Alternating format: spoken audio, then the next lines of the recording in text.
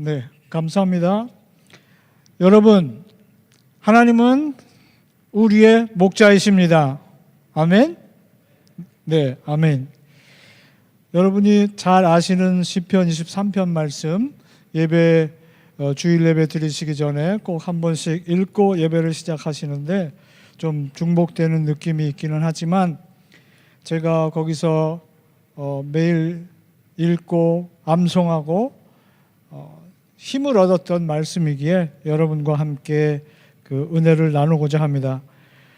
제가 거기 가서 스페인어를 공부하면서 그 이전에는 이 시편 23편이 다윗이 인생의 황혼길에 그 인생을 뒤돌아보면서 하나님이 내 인생의 목자이셨구나 하는 고백을 하는 정도로 알았습니다. 그런데 스페인어를 공부하면서 그 동사의 시제나 인칭 같은 것을 공부하면서 보니까 다윗이 이 시편 23편을 매일 예배를 드리면서 고백했었던 것을 알 수 있었습니다. 1절부터 3절까지는 사람들 앞에서 다윗이 하는 고백이고 4절과 5절은 하나님께 돌아서서 하나님께 하는 고백이고 6절은 하나님과 사람들 앞에서 결론적으로 내리는 고백입니다. 먼저 사람들 앞에서 다윗은 고백합니다. 여호와는 나의 목자라고 고백합니다. 사람들 앞에서 여호와가 나의 목자라고 고백하는 것은 나는 여호와 하나님께서 기르시는 양입니다 라는 고백과 함께 하는 것입니다. 이 고백을 사람들 앞에서 하는 이유는 양의 생태를 잘 아는 다윗이 사람들 앞에서 이야기를 하는 것은 양은 혼자서 살아갈 수 없는 동물이라는 것을 이야기하면서 사실은 여호와는 나의 목자라고 고백하지만 여호와는 우리의 목자이십니다 라고 고백하고 있는 것입니다. 양은 목자가 돌보아주지 않으면 아무것도 할 수 없는 존재입니다. 그래서 다윗이 매일 예배를 드리면서 이런 고백을 하는 것처럼 우리도 매일 하나님께 예배를 드리며 하나님은 나의 목자이십니다. 우리는 하나님이 기르시는 양입니다. 하나님이 아니시면 우리는 아무것도 할 수 없고 아무것도 아닙니다 라는 고백을 하면서 하루를 시작하는 겁니다. 그 다음에 여호와는 나의 목자라고 고백한 다윗은 내가 부족함이 없다라는 고백을 이어서 하고 있습니다. 스페인어 버전에는 이 말이 미래의 시제로 되어 있습니다. 다시 말하면 나는 부족함이 없게 될 것이다. 지금은 부족한 것이 있지만 지금은 내가 아직 신앙적으로 성숙하지 않아서 이것도 갖고 싶고 저것도 갖고 싶고 그래서 요구하는 것들이 있지만 내가 여호와가 나의 목자라고 고백하는 삶을 매일매일 살다 보면 나는 부족함이 없는 삶을 살게 될 것입니다 라는 고백을 하고 있는 것입니다. 원하는 것과 필요한 것의 차이점이 무엇인지는 잘 아시죠? 네. 원하는 것은 반드시 필요하지 않을 수 있습니다. 우리들이 삶을 사면서 때로는 필요하지 않은데 원하는 것들이 있습니다. 그런데 여호와가 나의 목자라고 고백하는 예배를 드리는 삶을 살다 보면 우리는 원하는 것이 점점 없어지는 그런 삶을 살 수 있게 될 것입니다 라는 고백을 다윗은 하고 있는 것입니다. 바울도 마찬가지로 빌립보서 4장에서 어떠한 형편에든지 나는 자족하기를 배웠다고 말합니다. 비천에 처할 줄도 알고 풍부에 처할 줄도 알고 모든 일 곧 배부름과 배고픔과 풍부와 궁핍에도 처할 줄 아는 일체의 비결을 배웠다라고 말하는 것은 바울이 다윗처럼 매일 여호와 하나님은 나의 목자이십니다 라는 고백을 했기 때문입니다. 다음에 여호와 하나님이 나의 목자라고 고백하고 그래서 나는 부족함이 없는 삶을 살게 될 것이라고 고백한 다윗은 여호와 하나님이 나를 푸른 풀밭에 누이신다고 말씀하고 있습니다. 여기 한국말에는 푸른 풀밭이라고 표현되어 있는데 제가 공부한 그 스페인어 버전에는 tiernos pastos, 무슨 말이냐 하면 싹이 막 나서 파릇파릇해서 양들이 굉장히 맛있어하고 먹기 좋아하는 풀이라는 뜻입니다. 다시 말해서 하나님이 내가 목자이니까 니네들은 그냥 풀밭에 가서 아무거나 먹어. 어차피 니네들은 만족할 수 있을 테니까 하고 그냥 풀밭에 놔서 방목시키는 것이 아니라 하나님께서 우리가 뭘 원하시는지, 뭘 맛있어 하는지 그걸 일일이 아시고 그 맛있는 것을 공급해 주신다는 말입니다. 양은 만족하지 않으면 눕지 않는 동물입니다. 자기가 좋아하는 것으로 배부르지 않으면 결코 눕지 않는 양들에게 하나님께서 목자가 되셔서 우리가 좋아하는 것들로 배부르게 하신다는 말씀입니다.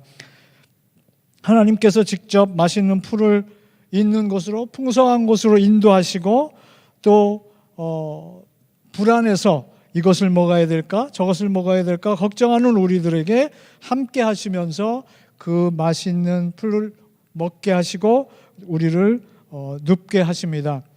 그 눕는다는 그 표현으로 되어 있는 한국말에는 그렇게 되어 있지만 제가 공부하는 스페니쉬에서는 me hace descansar, 깐사르가 피곤하다는 뜻인데 피곤한 것을 해결해 주시겠다라고 말씀하십니다.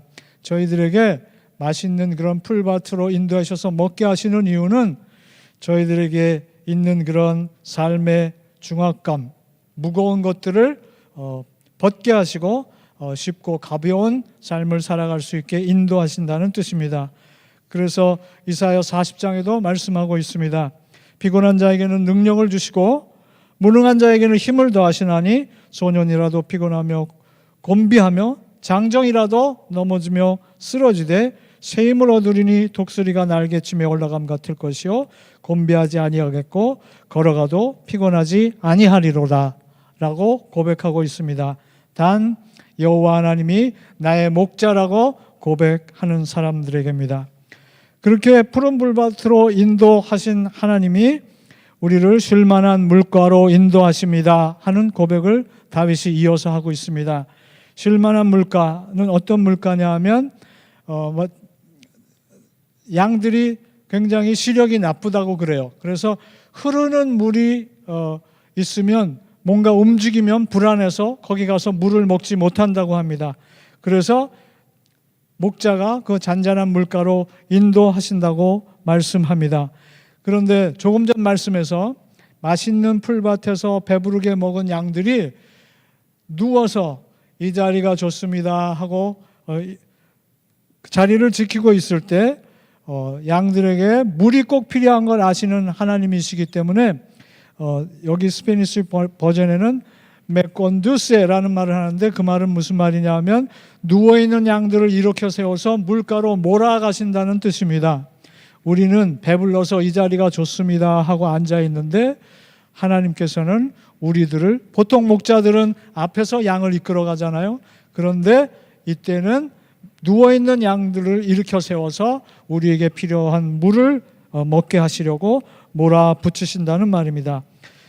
보통 물을 마신다는 뜻은 성경에서 성령 충만을 의미합니다. 말씀을 먹고 성령 충만하지 않으면 저희들이 판단하고 정죄합니다. 말씀에 충만하고 말씀을 읽고 성령 충만하지 않으면 잘못하면 외식에 빠지게 됩니다. 말씀을 읽고 성령 충만하지 않으면 결국 교만하게 되기 때문에 하나님께서 우리들을, 말씀을 충분히 먹은 우리들을 성령 충만하게 만들기 위해서 우리를 몰고 가신다는 말입니다. 내 영혼을 소생시키시고 자기 이름을 위하여 의의 길로 인도하시는도다 하고 다시 그 고백을 시작합니다. 여기도 시제가 미래 시제로 되어 있습니다. 영어 버전이나 한국 버전에는 정확하게 나타나지 않는데 미래 시제로 되어 있습니다. 지금은 우리의 영혼과 우리의 몸과 우리의 믿음이 그만큼 성장하지 못했지만 하나님의 말씀을 먹고 또 하나님이 우리를 인도하시는 물가로 가서 충분히 물을 먹으면 우리의 영혼이 소생되어지고 하나님이 원하시는 의의 길을 갈 수 있게 될 거라고 말씀하고 있습니다. 그런데 이 스페인 버전에는, 영어 버전이나 한국 버전에는 없는 단어가 하나 있습니다.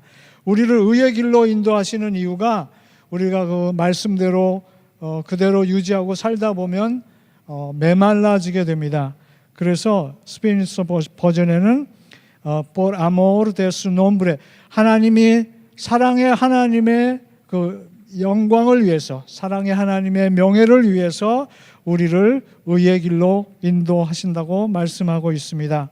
우리가 말씀대로 살다 보면 그렇게 메말라지는데 하나님이 사랑의 하나님이라는 것을 나타내기 위해서 우리를 의의 길로 인도하신다고 말씀하고 있습니다. 우리가 애쓰고 노력해서가 아니라 그분이, 하나님이 그렇게 인도하시겠다고 말씀하고 있는 것입니다. 그런데 그 인도하시는 길이 그냥 path라고 되어 있지만 여기 스페니시 버전에는 sendars라는 단어로 되어 있는데, 이 sendars는 큰 길이 아니고 좁은 길입니다. 길마다 골목골목에 있는 길을 의미합니다.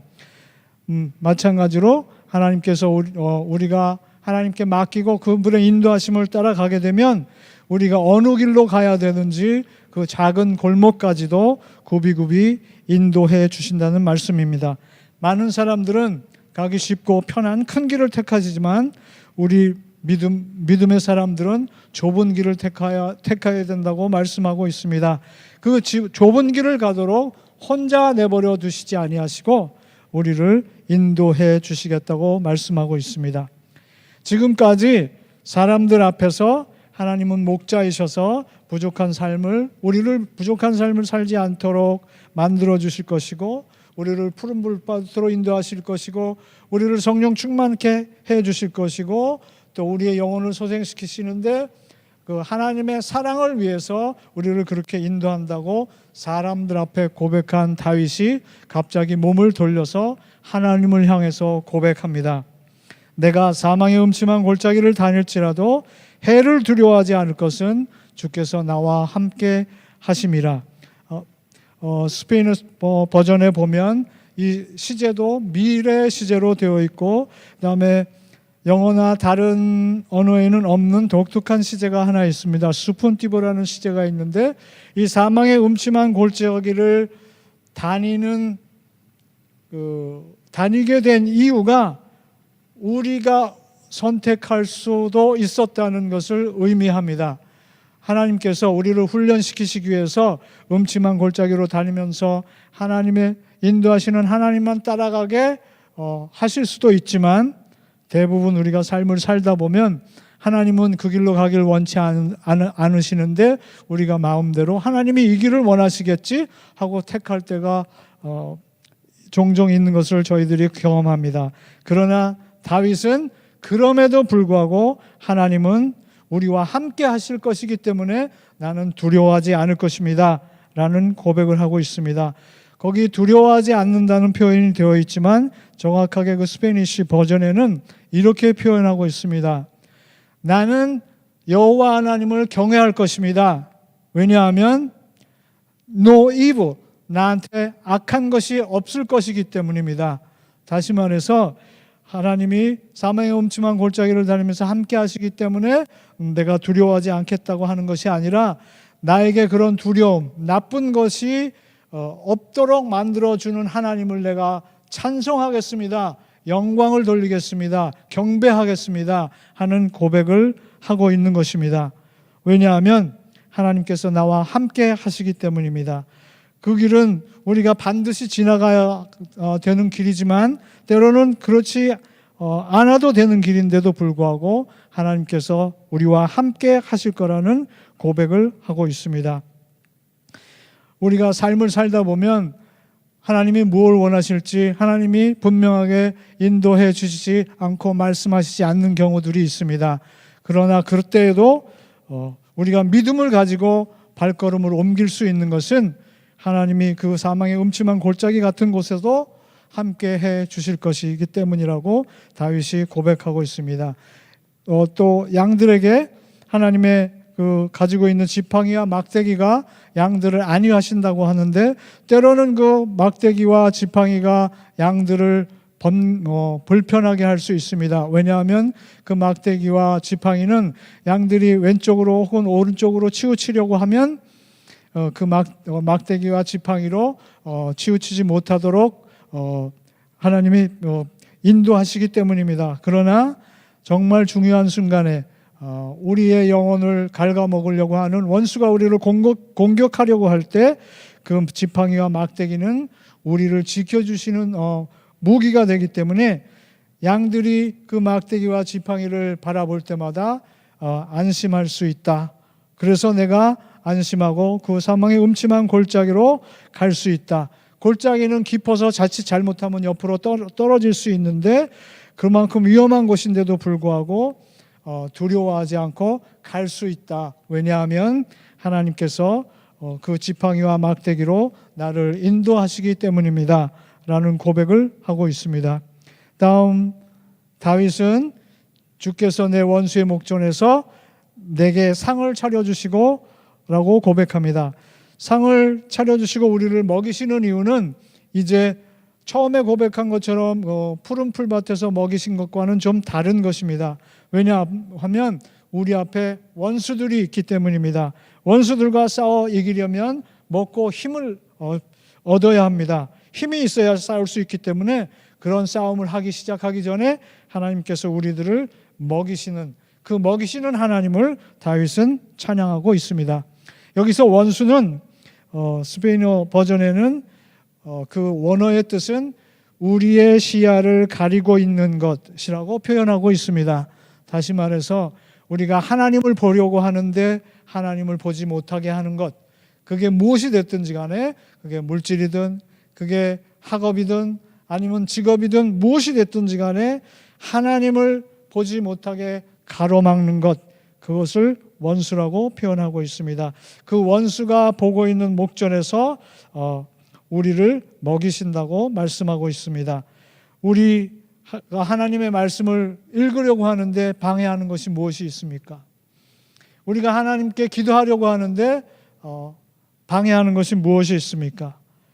그런 것들과 피 흘리기까지 싸워서 우리가 이겨야 합니다. 그런데 우리의 힘으로는 이길 수 없습니다. 그래서 하나님께서 우리의 원수의 목전 앞에서 우리에게 상을 차려주시고 먹여주시는 것입니다.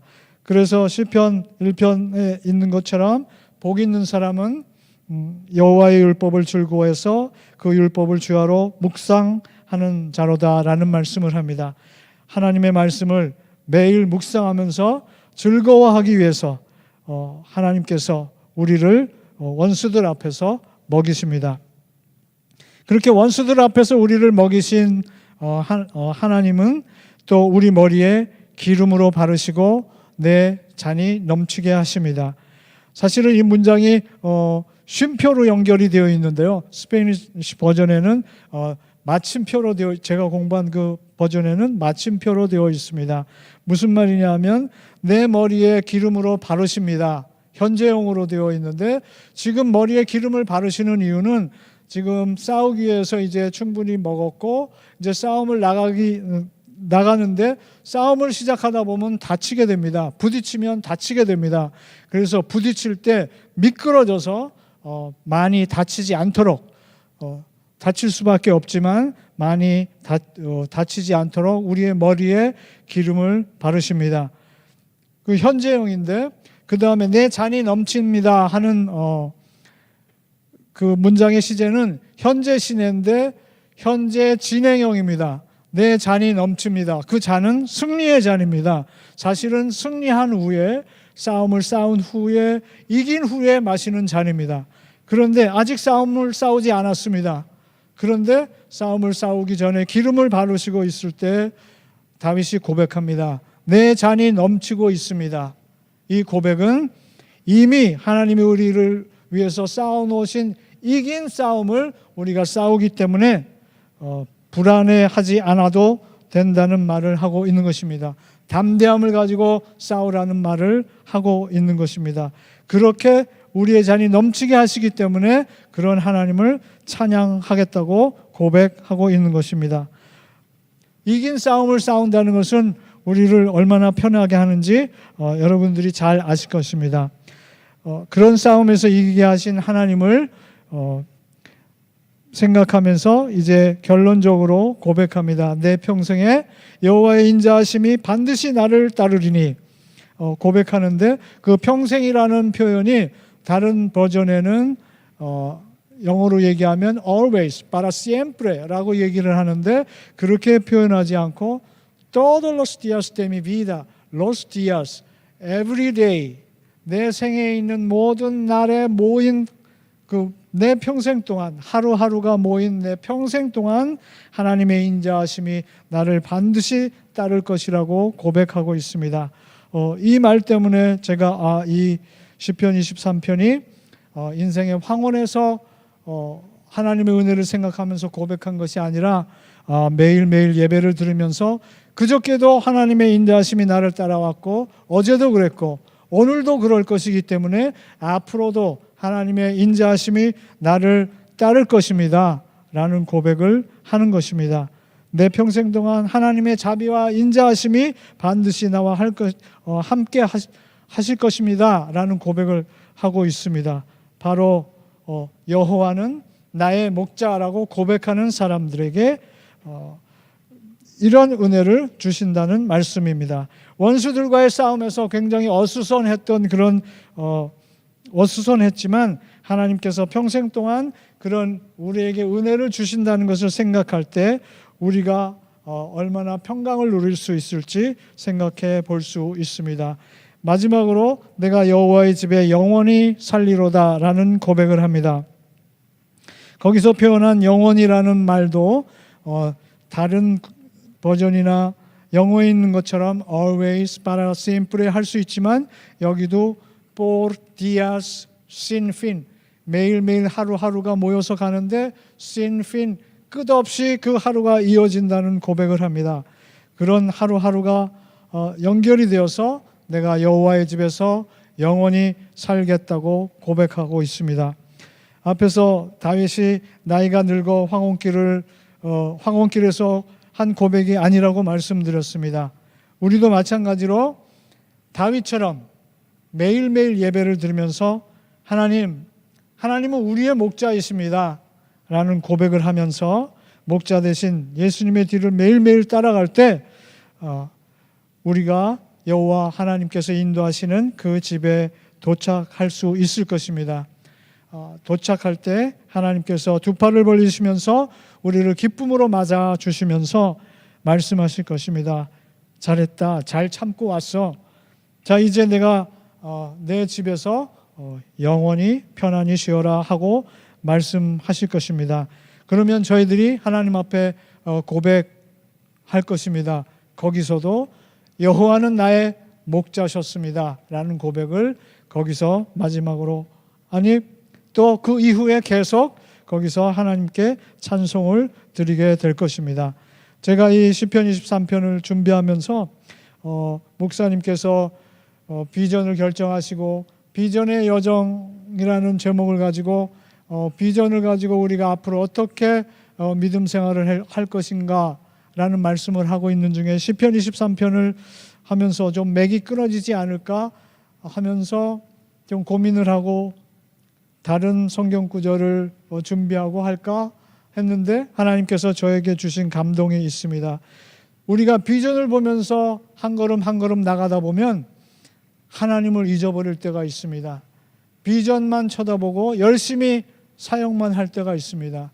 그럴 때마다 우리가 매일 여호와는 나의 목자라고 고백한 다윗처럼 하나님께 예배를 드리는 것을 잊어버리지 않고 그 예배를 통해서 하나님께서 주시는 여러 가지 은혜들을 체험하면서 우리에게 주신 비전을 힘있게 완성해 나가야 될 것 같습니다.